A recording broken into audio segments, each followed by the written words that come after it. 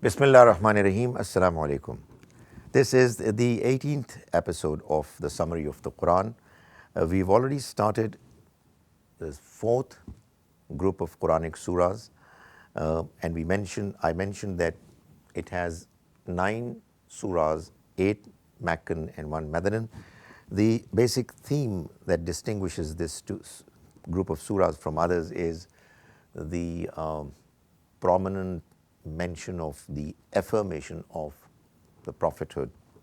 Prophet, may God's mercy be on him, the truthfulness of him being the prophet of God is highlighted in this group. It is highlighted elsewhere too, but in this group it is more prominent, as indeed we also find that in this group all other important subjects like warning to the disbelievers, good news to the believers, and the guidance for purification and moral and spiritual upliftment of the believers is also mentioned. We did 3 surahs yesterday, Surah Al-Furqan, Ash-Shu'ara and An-Naml. But I did mention at the beginning of Surah An-Naml that Surah An-Naml as well as Surah Al-Qasas, they are forming a pair. The 27th and the 28th surahs respectively. Both surahs begin with Tasin, even though Al-Qasas has a meme in addition as well. And I did mention before that surahs beginning with Ta have something to do with serpent snakes, and the story of Musa alayhi salam is to be found in all these surahs beginning with Ta. And the stories of Musa alayhi salam are always accompanied by the mention of the snake, serpent. We start with Surah Al-Qasas, that is the 28th surah. It's going to be followed by 2 other surahs, Al-Ankabut and Ar-Rum, which are forming a pair as well. Natlu alayka min naba'i Musa wa Fir'auna bil haqq. The Almighty says that we are recounting some parts of the story of Moses and Pharaoh exactly the way the story happened, bil haqq. The truth is that Pharaoh became oppressive in the land of Egypt and divided its citizens into factions, oppressing one faction among them, slaughtering their newborn sons while keeping their females alive. So Pharaoh came to learn about the fact through his people who would prophesy the future that there are going to be people from the children of Israel, one person in particular who is going to be his enemy, and therefore all sons that are newborn sons that are found should be killed. Indeed, he was among the tyrant oppressors. On the other hand, we had decided to favor those who were oppressed in the land, and we had decided to make them leaders, imams, and inheritors of the land. That's what God does. God is great. God is powerful. He has all the authority in his hands. So he chooses some people to be oppressed on one occasion, but then decides the same oppressed people to become leaders, and the others who were oppressing them are just obliterated, gotten rid of. Then we move on to verses 12 to 13, where the Almighty is mentioning that Musa alayhi salam, Moses, is born, and God asks for him to be put afloat in the river. The message is conveyed to his family that this boy is not to be kept with them and has to be put afloat. And thus the family does. And then when the baby is taken by the flow of the river to close to the Pharaoh's place, his men pick the baby from the river, and Pharaoh's wife was impressed, and it so happened that the Quran says when they decided that this baby is to be kept with them, and you never know, Pharaoh's wife said that we might adopt him. وَحَرَّمْنَا عَلَيْهِ الْمَرَاضِعَ. We made him to refuse suckling by wet nurses. Obviously, sparrow was a few days old. And yet, the Almighty's might, His overarching control over everything, caused the child to refuse to suckle. So that was the plan of the Almighty, and He knows how to implement the different elements of His plan. So when Moses' sister was able to get there, she said, "Shall I point to you a family who will look after him for you and will do it sincerely?" So when the child was crying and was not refusing to have milk, obviously they were worried. And in came this girl, Moses' sister, and she made this tempting offer. And thus we returned, God says, we returned him to his mother that she might be content and not grieve, and that she would know that God's promise is true. But most of the people don't know. God makes promises, and one of the most significant promises that He is going to raise those who are dead back to life and make people accountable for their deeds, and then ultimately decide as to who is going to be successful and who is going to be punished. But unfortunately, most people don't pay heed to this promise of the Almighty. All promises of God get fulfilled. Then what happens is that we find in verse 24 onwards that Moses, grows up and he accidentally kills a person, for which reason he had to leave the place to save his life. So he reaches Madian, where he helps two ladies water their flock of animals. After having helped them out, he is all by himself. He comes back to the tree where he was getting shade. ثُمَّ تَوَلَّى إِلَى الظِّلِّ. Then he went back to the shade. فَقَالَ. Then he prayed. رَبِّ إِنِّي لِمَا أَنزَلْتَ إِلَيَّ مِنْ خَيْرٍ فَقِيرٌ. O my Lord, I desperately need of whatever good you may send down to me. Obviously, he's left his place. He has walked a long way and come to a place where nobody knows him. And he makes this prayer sincerely, and that's exactly what God wants. People should pray to him with desperation, sincerity, and his response comes. And soon afterwards, one of the two sisters whom he had helped, she comes to him, and thereafter he goes to their family. He's gotten married to one of the two sisters, and he lives there for 8 or 10 years. And the story of Moses then continues.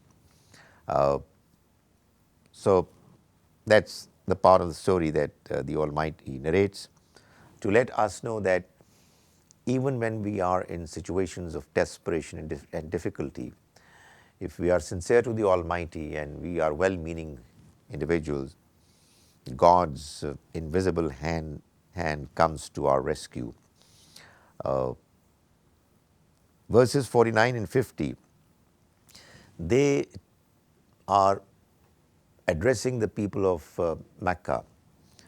And after describing the story of Musa alayhi salam, the Quran mentions the fact that before the Quran it was Musa who had a book, Torah. That was the book of God as well. That book was also a book of guidance, and this Quran has come after the Torah in continuation with the Almighty's scheme of guiding people towards the right path. And this book too is guiding people on the right track. So the Quran is challenging people of Mecca, and telling them, Qul, O Prophet, tell them, Fa'tu bi kitabim min indillah. So if you are not prepared to accept Torah and the Quran as God's words and books of guidance, then bring forth kitabim min indillah, a book from God, huwa ahda min huma, which is more straight than these two books. The Quran says, tell them, attabi'hu, I will follow it. The Prophet will follow it. In kuntum sadiqeen, if you are really truthful. That is, we are only looking for guidance, true guidance from God. The Prophet has been asked to tell these people that I am following the Quran because it is the book of guidance from God. It's not something that is going to personally benefit me, that you will start following it as well. If your concern is similar to my concern, that you want to be guided, then either bring forth a book of guidance from God which is even more straight than the Quran and Torah. If that's what you are going to be able to do, I'll follow it as well. But if you are not able to do it, then know that they are only following their own desires. The Quran tells the Prophet, then know for sure that they're just after their desires. They don't really want to understand the truth and follow the right path. And who can be more misguided than the one who follows his desires without any guidance from God? So, this is what has been mentioned to the people of Mecca. And then we come to this very clear and important verse of the Quran, verse 56 of Surah Al-Qasas, where the Almighty mentions His sunnah, His policy regarding the matter of guidance. Who are the people who get guided and who are the people who do not get guided? God says, innaka la tahdi man ahbabta. O Prophet, you cannot guide whom you will, you desire. Walakinna Allah yahdi man yasha. Instead, it is God who guides whom He wants, whom He desires to be guided. Some people quite often mention this verse, but only the one part of the verse, claiming that we've got no say in guidance. I mean, if some people are guided, it's none of their virtues, achievements. And if others are misguided, it's none of their faults. Because God says that He guides whom He wills and He misguides whom He wills.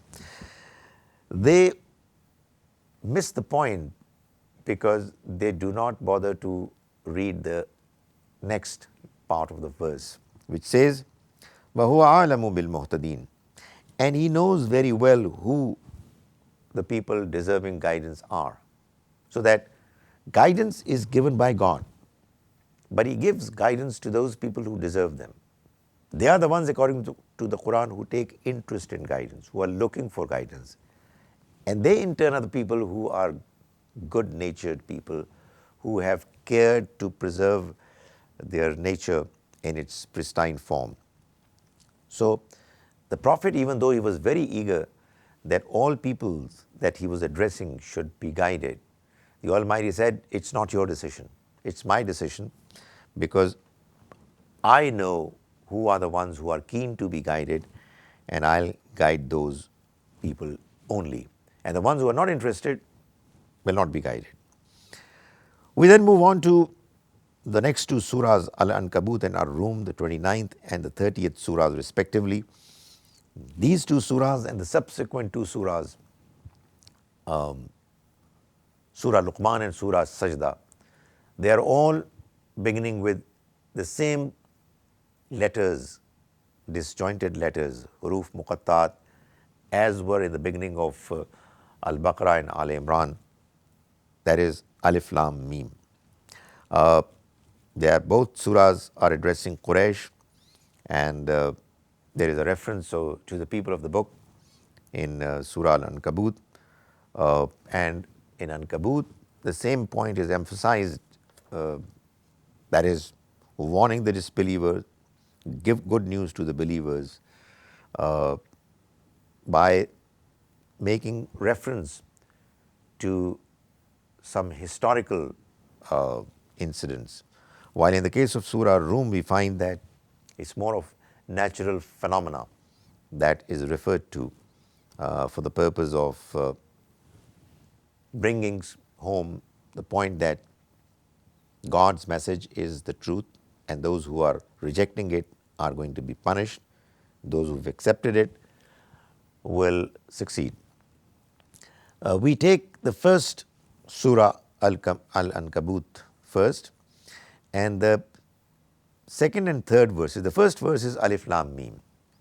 The second and third verses, A'udhu billahi minash shaitanir rajim, Bismillahir Rahmanir Rahim. Ahasiban nasu an yutraku wa yaqulu amanna wa hum la yuftanun. Do these people who have believed, they think that they are going to be spared simply by saying that they believe and they are not going to be tested, tried? The Almighty says, وَلَقَدْ فَتَنَّا الَّذِينَ مِنْ قَبْلِهِمْ. We have most certainly tested those who came before them. فَلَيَعْلَمَنَّ اللَّهُ الَّذِينَ صَدَقُوا. So God would make sure that He distinguishes those people who are truthful in their claim. وَلَيَعْلَمَنَّ الْكَاذِبِينَ. And He's most certainly going to find out who are the ones who are lying, that they believe. And in a subsequent verse, in verse 11, the Almighty says that فَلَيَعْلَمَنَّ اللَّهُ الَّذِينَ آمَنُوا. God is most certainly going to find out who are the ones who truly believe. وَلَيَعْلَمَنَّ الْمُنَافِقِينَ. And is going to find out who are the ones who are hypocrites. These verses are significant because they were revealed in Mecca. And it was a pretty relatively earlier stage of the Meccan surahs that this surah is. And yet, the Almighty is warning those people who believed that if they are not going to be true to their commitment to belief, and if they are not going to face the difficulties that they are finding in following the message of the Almighty, then there is a danger that they may turn out to be hypocrites. Even though hypocrisy, we know generally speaking, is a phenomenon that emerged in Medina, quite understandably so, because in Medina it was becoming more and more clear that the Muslims are going to dominate. They are going to get stronger and stronger. So there was a temptation for some people who didn't believe, who didn't really have faith in their hearts, to join the ranks of Muslims to benefit from the victories, conquests that they would make and be a part of the group that is going to benefit from the spoils of war, etc. In Mecca, especially in the early stage of the prophetic mission, there weren't any such clear signs of victory around the corner.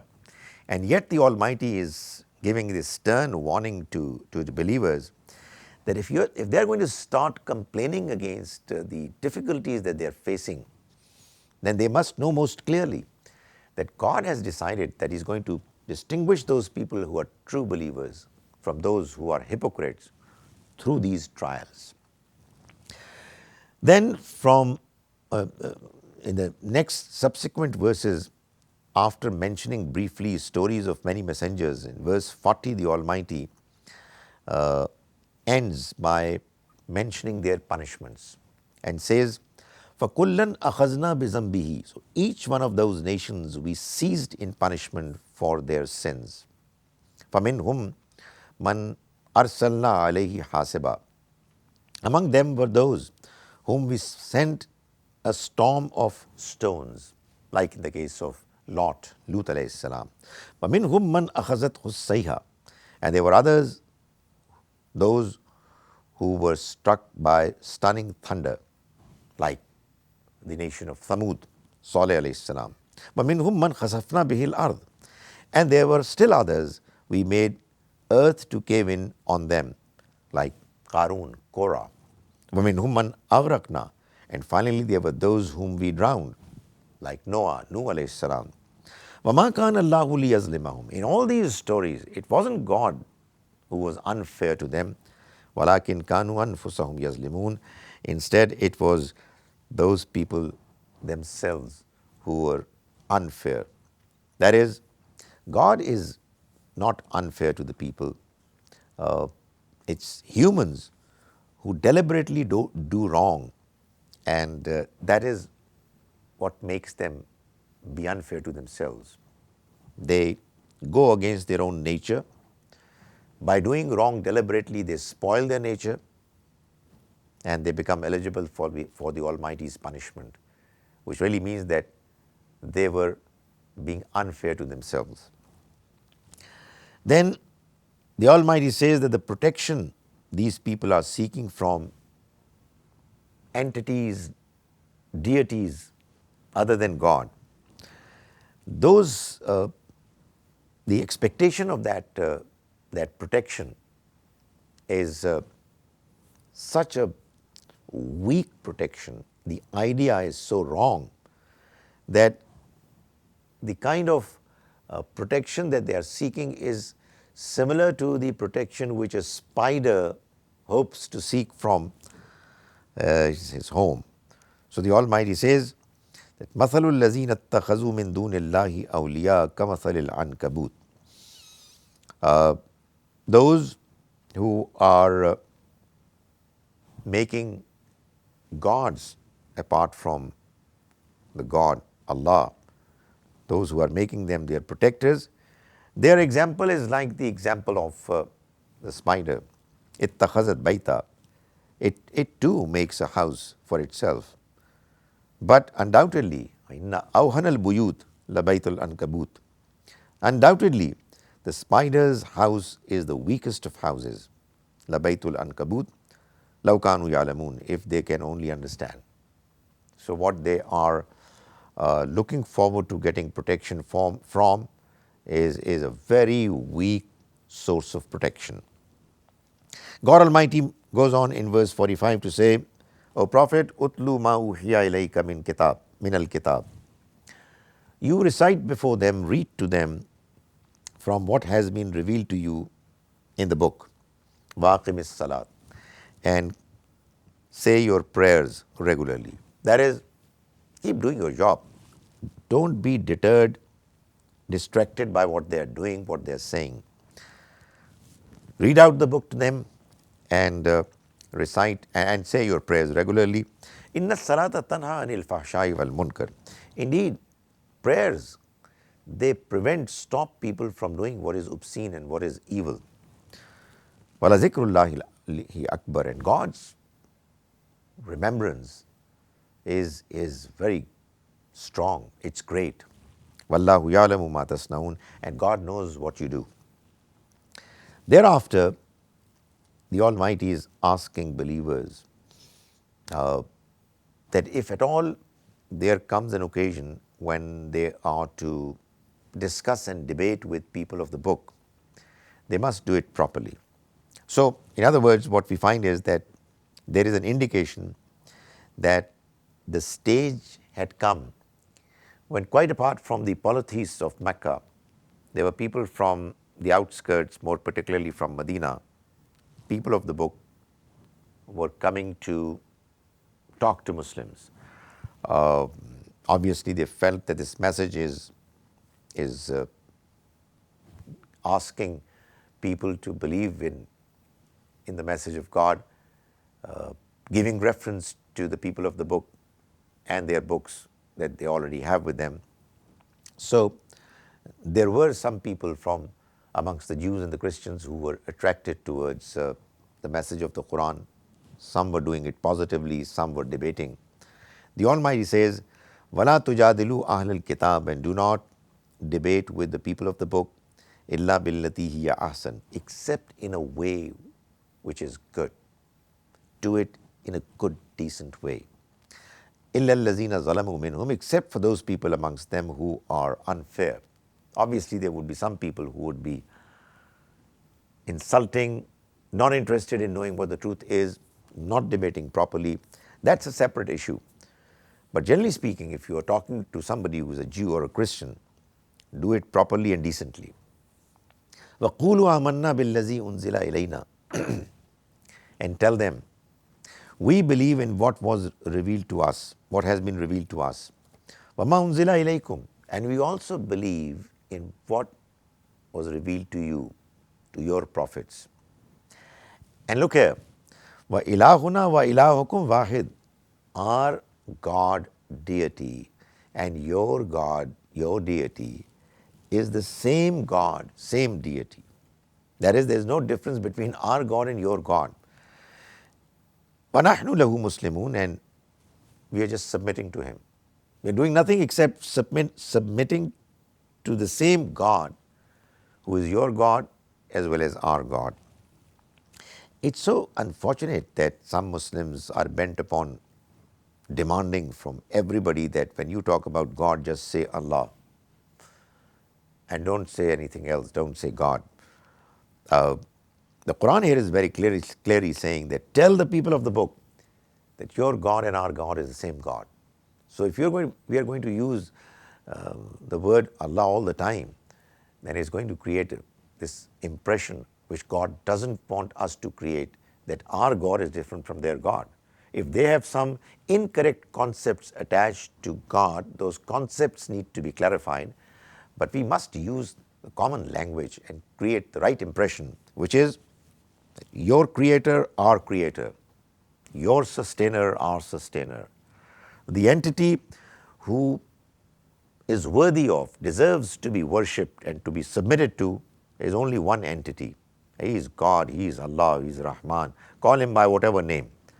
But this common grounds have to be first agreed upon before we move on to some of the differences, if at all we need to. Then we move to verse 48, where the Quran is emphasizing and pointing out one important reality, that the Prophet, may God's mercy be on him, wasn't literate. It says, وَمَا كُنْتُ تَتْلُو مِنْ قَبْلِهِ مِنْ كِتَابٍ. And O Prophet, you weren't the one who used to be reading from any book before this. وَلَا تَخُطُّهُ بِيَمِينِكَ, nor were you writing, you used to write with your hand. إِذَا لَارْتَابَ الْمُبْطِلُونَ. Had that been the case, then the perpetrators of falsehood would have had a reason to doubt. But they know that you, despite being the noblest of the noble, the pious person, morally upright, you had no inclination towards reading and writing and poetry or oratory, etc. And yet you have come up with a book and you keep presenting its verses from time to time, claiming it to be from God, verses which are remarkable, amazing. How come this could have happened, except for the fact that you acknowledge that it's from God? Then we move on to the next surah, Surah Rum, which is the 30th surah of the Quran. It too begins with Alif Lam Mim and says, غُلِبَتِ الرُّوم. The Romans, Byzantines have been defeated. في أدنى الأرض, in the nearby land. وَهُمْ مِنْ بَعْدِ غَلَبِهِمْ سَيَغْلِبُونَ. Yet after their defeat, they will be victorious. So, while there was this struggle going on between believers and disbelievers in Mecca, there was another struggle going on between the Romans, Byzantines, and the Persians. And as indeed is the case with us humans, even when we do not agree completely with a certain group, if there is a struggle between two groups outside our territory domain, we tend to side with the group with which we have closer association because of their views and our views. Not that we agree completely with them. So, likewise was the case with believers. The Romans, Byzantines, were the ones who were believers in God and His books. They were Christians, Roman Catholics. And the people of Persia were the worshippers of fire. So while the polytheists of Mecca had their association with, they were emotionally closer to the Persian people, Muslims, believers found themselves more close to the Romans, and the Romans got defeated. So it was a setback for the believers as well.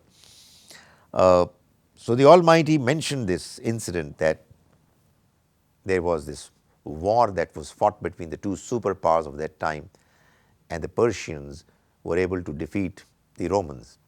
And the disbelievers, polytheists of Mecca, they, apart from causing harm to Muslims by making other statements, remarks, they also started saying that, look here, there is no room, no scope for monotheism and for people who claim that they have got messages from God. Look, your own fellows, allies, Romans have been defeated. So the Almighty said that this situation is going to change very soon. Yet after their defeat, they will be victorious within a few years. Fi bid'i sinin. Their matter belongs to God from beginning to end. And at that time of victory, the believers will celebrate. That is, after this defeat of the Romans, when they will again be victorious, the believers would celebrate. Binasrillah, it will happen with God's help. Yansuru man yasha, He helps whom He wills. Wa huwal azizur rahim, and He is mighty, compassionate. Wa'adallah, this is God's promise. La yukhlifullahu wa'adahu, and God does not go against His promises. Walakinna aktharan nasi la ya'lamun, even though most people don't know, they don't understand this.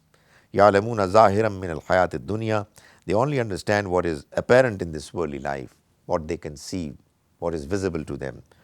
Wa hum anil akhirati hum ghafilun, and they are oblivious of the realm of the hereafter. So these verses were revealed, and within a span of a few years, it actually happened that the Romans were able to finally defeat the Persians. They inflicted heavy losses on the enemy, and this was the occasion when the Muslims were rejoicing it. And it is said, also said, that this happened when the Muslims were also victorious in the Battle of Badr. Verse 21 says, he talks about the signs of his attributes. He starts talking about the signs of his attributes from verse 20 to 25. In verse 21 he says, وَمِنْ آيَاتِهِ أَنْ خَلَقَ لَكُم مِّنْ أَنفُسِكُمْ أَزْوَاجًا. And amongst his signs is the fact that he created spouses for you from among yourself, so that you may live with them in harmony. The Quran says, وَجَعَلَ بَيْنَكُمْ مَوَدَّةً وَرَحْمَةً, and he has instilled affection and kindness between you. That is, in many cases, a marriage takes place and the couple doesn't know each other. They have been either strangers or would not have known each other quite as well. But as a consequence of this nikah, marriage taking place, the Almighty creates love, affection, concern for each other. Inna fi zalika la-ayat, indeed in it are signs liqawmin yatafakkarun, for the people who ponder and reflect. Signs of the fact that there is somebody who has arranged this existence to come about. He is the one who is the creator. He is the one who is running the affairs of this world and making sure that things go in the right direction. And there are a number of signs which he has arranged for people to look at, to marvel at his creation, and to admire him, to thank him, to glorify him. In verse 30 of Surah Rum, Surah 30 verse 30, the Almighty says, فَأَقِمْ وَجْهَكَ لِلدِّينِ حَنِيفًا. So, When you've seen all these signs and have understood that they are from God, then incline yourself towards God's religion with complete devotion. Fitrat Allahi allati fatara nasa alayha. This religion of God, the message of God, is based on human nature, the nature on which the Almighty has designed humans. There can be no change in God's nature. That's the right religion. وَلَكِنَّ أَكْثَرَ النَّاسِ لَا يَعْلَمُونَ. But most people don't know. So the Almighty is telling us that the religion that we have been given to follow is based on the nature that the Almighty has designed us in. There is no difference between our nature and God's message. That is why when one reads God's message, one is moved, is positively influenced, because there is an affinity between the message and our nature, which gives a feeling of satisfaction and contentment to us when we read it. We move on to verses 38 and 39. The Almighty says, فَآتِ ذَا الْقُرْبَى حَقَّهُ وَالْمِسْكِينَ وَابْنَ السَّبِيلِ. Before this verse, the Almighty clarified that whatever you have in the form of sustenance is given to you by God. God arranges for the sustenance provisions of some people to be expanded, and He arranges for the sustenance provisions of others to be contracted. That's what His decision is.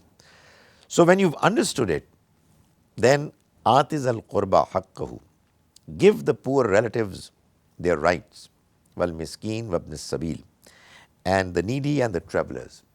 So the wealth that you have been given, a part of it is yours for you to make use of for yourself and your family, but there is a part in your wealth which is the right of others. And whatever you give in interest to increase within the wealth of people, it will not increase with God. Your extra wealth is meant for benefiting others.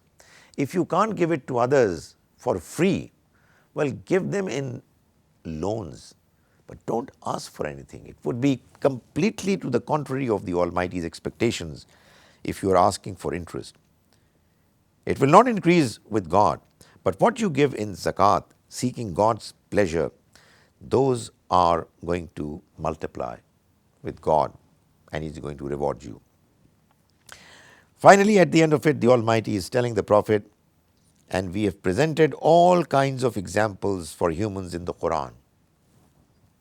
And even if you bring them a sign the way they expect, they will still say, you are nothing but deceiving liars. That is, these people are not interested in God's message.